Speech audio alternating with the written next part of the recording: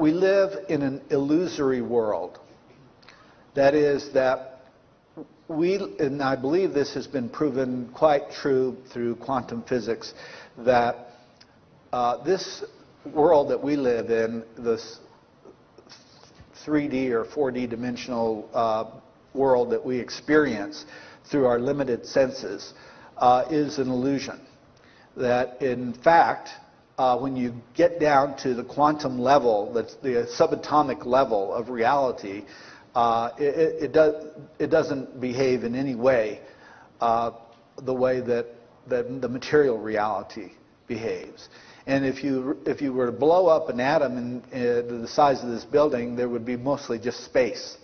So we are made up of atoms and subatomic particles, electrons, and these electrons behave in ways that that nothing else that we know of behaves except the supernatural. We find ESP amongst electrons, and we find the most interesting thing that there is no separation at the subatomic level. Everything is one. There's no difference between one electron and another, and they're all encoded with the same information that would allow them to replicate the whole universe, it seems. This is theory, but this is good quantum theory. And this is exactly what mystics have been trying to tell us for so many years, that the world is an illusion and that the real world and universe is a non-physical. And that's where we come from, and that's where we go. But most of us are totally unaware of where we came from, why we came here, what we're supposed to do while we're here, what's going to happen when we leave here, and what we're supposed to do when we get there. So we're really like blind people groping around with these feeble little senses to determine what reality is. And if you think about it, the eyes can see very limited spectrum of light. The ears can hear very, very limited spectrum of sound. Our taste is very practically worthless for determining the nature of reality. Touch is pretty, useless also. We really are like ants crawling on the back of an elephant. We have no idea that we're even on an elephant. We have to use extraordinary other abilities that we have built into ourselves, into our bodies, to really penetrate this illusion and see what is on the other side. And that's what shamanism is all about. The opening of the third eye is the way that shamans and psychics are able to transverse our reality and see through the illusion of the physical reality. The shamans are actually communicating with the consciousness of the DNA molecule. That DNA molecule has consciousness. DNA is an extraordinary mystery. It is so complex that we can barely understand it. It has been called a code, a text. Parts of the DNA molecule have been called robots and self-replicating robots. It is extraordinarily sophisticated and complex. It operates on two different languages. The DNA language, which has 4 letters, A, C, G, and T. And then the language of the amino acids, no, the proteins, I'm sorry. And there are 20 letters in that language. And the only way that DNA can create life, and of course the same DNA molecule is in every living thing, in the cell of every living thing on Earth. It just depends, the difference is how much code there is in that particular life form to create a human or a toad or a oak or whatever. And they can't do anything, DNA can't do anything without deciphering, translating the codes from the 20 letters alphabet over here and the 4-letter alphabet over here. So somehow a translator got put in place. And the translator is our enzymes. And without the enzymes, it wouldn't work at all because the two languages can't communicate with each other. So we have two sets of languages. We have the translator mechanism, and that is how this DNA is able to work.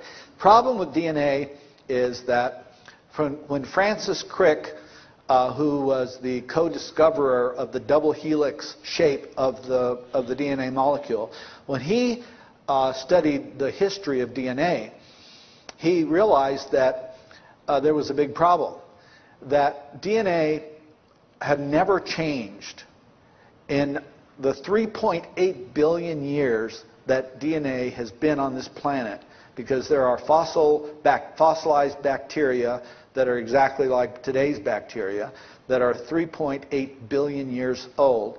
There is no difference between those bacteria. There has never been any other forms of DNA found, and DNA just simply appeared here about 3.8 billion years ago. So Francis Crick concluded that this either was done by what happened by chance, as we're told by science, or it didn't. So he ran very sophisticated computer models to try to determine the odds of such a complex organism being put together by accident, say by a lightning bolt or by just chemical reactions. And he discovered that the odds of that happening were greater than the number of all the atoms in the universe. So he concluded wisely that we could rule out DNA as being an accidental thing. So then the question is, okay, where did it come from? If it didn't evolve here, and if it wasn't created by accident, where did it come from? And he created the theory of directed panspermia, which merely says that DNA was sent here by higher intelligence long time ago, and that life on Earth was seeded from other life forms elsewhere in the universe. Now, since that time, by the way, it's also known that while he was trying to understand the form that DNA took, he took LSD to open his mind to understand such things. So he was also exploring in shamanic ways. But so we have now NASA, who has twice announced that DNA comes from outer space. The first time was with the Mars meteorite, where they found nanobacteria, fossilized nanobacteria. That was pretty much poo-pooed by the scientific community. And then in August of 2004, they found another meteor that they said, this one was from Europe, the other one was from I think the Antarctic. And they found the same thing, but much more convincing, fossilized bacteria, and made another big press conference saying that they found fossilized bacteria on another meteor, but this one they don't know where it came from. God knows it could have been flying through space for 1 billion years. So we do know that DNA exists, and the bacteria that they found is exactly like the bacteria that you find here on Earth, with the exception that it has different isotopic readings that you do not find on Earth. So definitely alien DNA. NASA is telling this. Dr. Francis Crick, Nobel laureate, told us this in his book, Life Itself. You know, I think it's about time that we recognize that where our origins are from, and they're not from here, we're all from out there someplace. And if DNA exists elsewhere, then there is definitely some form of life out there waiting for us to discover, except that I think they discovered us first.